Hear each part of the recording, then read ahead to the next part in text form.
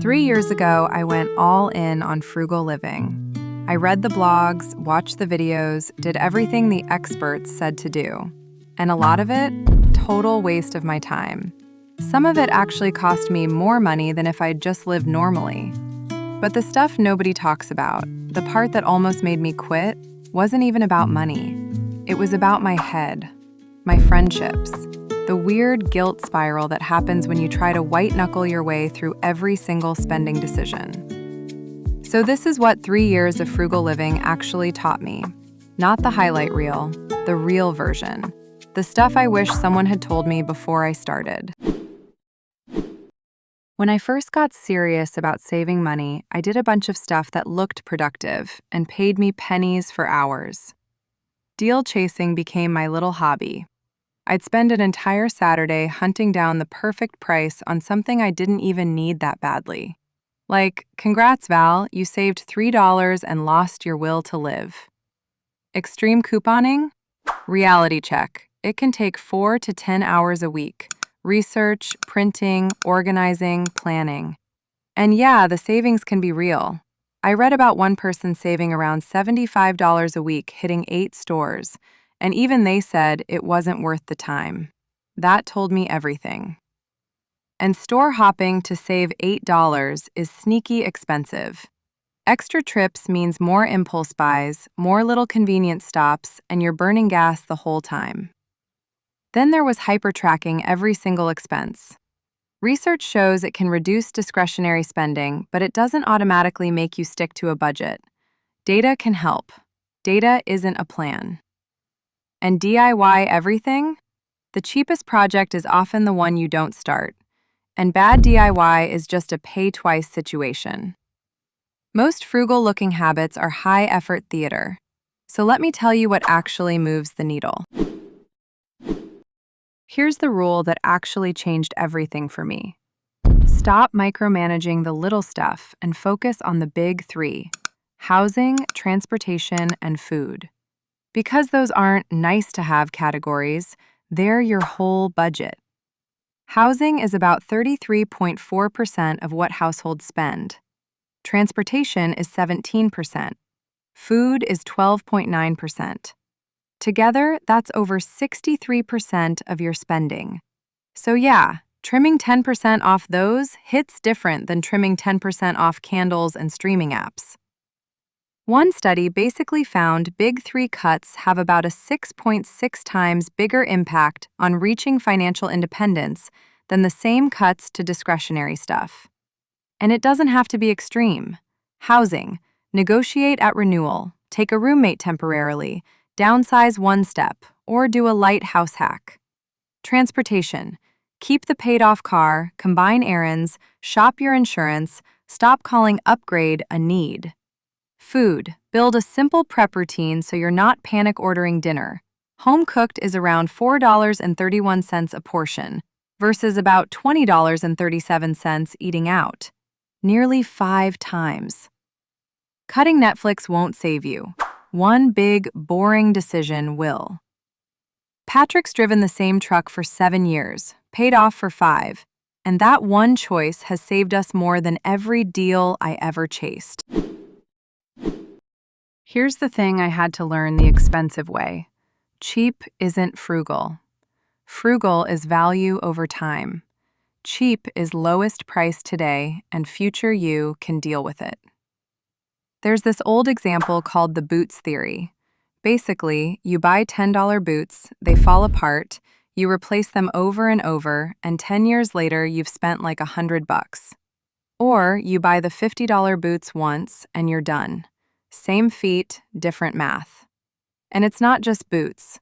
Appliances now get replaced around every 8 to 9 years, when back in the late 90s and early 2000s, it was more like 12 to 13. And we're paying about 34% more for them, inflation adjusted. So yeah, we're paying more for stuff that quits sooner. Cool system.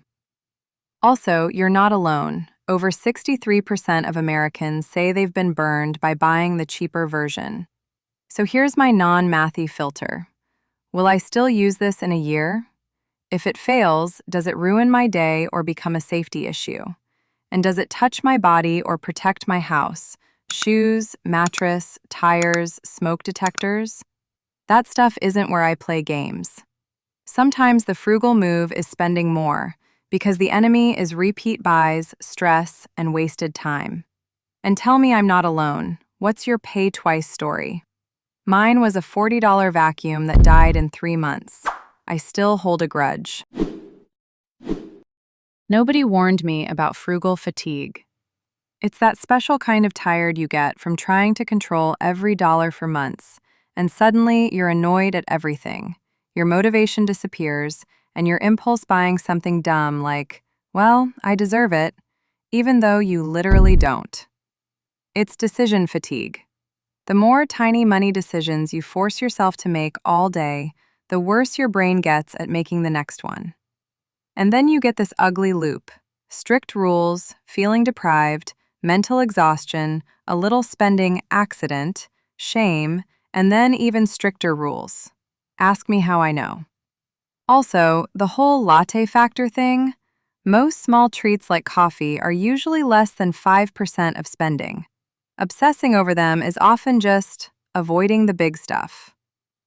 What finally clicked for me was switching from I can't to I'm choosing. That's self-respect, not punishment. And small luxuries actually help. Research shows immediate rewards make you stick with long-term goals better than waiting forever. I still get my iced coffee 3 times a week. It's in the budget. And honestly, it's probably saved me from $200 of spite shopping online. If that mindset shift feels like relief, subscribe. And hit like if you want more frugal advice that doesn't make you miserable. Also, gratitude helps more than people admit. It reduces materialism, and teens who kept gratitude journals donated 60% more of their earnings. The problem wasn't discipline. It was a system that required discipline every single day. Nobody warned me about friendflation. Like, the default way adults hang out now is expensive. Brunch isn't brunch, it's $60. Birthdays turn into full weekends. Weddings want a flight, a hotel, and a themed outfit. Even quick drinks somehow becomes 2 apps and an Uber. And if you've been pulling back, it's not just you. About 65% of people have reduced social stuff to focus on housing or debt. So if you're feeling like the only broke one, you're not. But here's the part that surprised me. Always saying no has a cost too. Isolation from friends is linked to bigger increases in depression than isolation from family. That's not nothing. So I had to accept 2 truths. I can't afford to keep up, and I can't afford to lose my people. These scripts saved me from making it weird. I'm in a save season, coffee at my place or a walk. I can come, but I'm eating before, or I'm doing 1 drink. Skipping this one, but I'm free next week for something low-key. Most expensive friends aren't actually friends' problems, they're defaults problems. Last weekend, I invited 2 friends over, made tacos at home, and we sat outside for 3 hours. Cost me maybe $12. Nobody complained, not even once. Year 1 me thought frugal meant being busy. I was deal chasing like it was cardio, tracking every penny like I was doing forensic accounting, starting DIY projects I hated, and making rules that looked impressive on paper and felt awful in real life. Year 3 me is boring, and it works. Here's what I kept. 1 simple spending system that kills daily decisions. Bills get paid, savings gets pulled, and whatever's left is what we live on.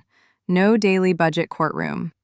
I still track, but it's a 30-second notes app check-in, not a spreadsheet opera. Then I focus on the big 3 first: housing, car stuff, food, because that's where real money hides. And I buy fewer, better things where it matters and cut ruthlessly where it doesn't. I will spend on good tires. I will not spend on aesthetic storage bins. I've learned. And I plan fun on purpose. A little treats money so I don't rebel spend. Short, no-spend resets as a reboot, not a personality, because going too strict just snaps back harder. The mindset underneath is simple. Voluntary simplicity makes people happier in most studies, but only when it's chosen, not forced. And the one thing I'd tell you is this: If your plan requires you to feel deprived to work, it will fail. Build a plan you can repeat when you're tired, stressed, and your friend texts, "Quick drinks?"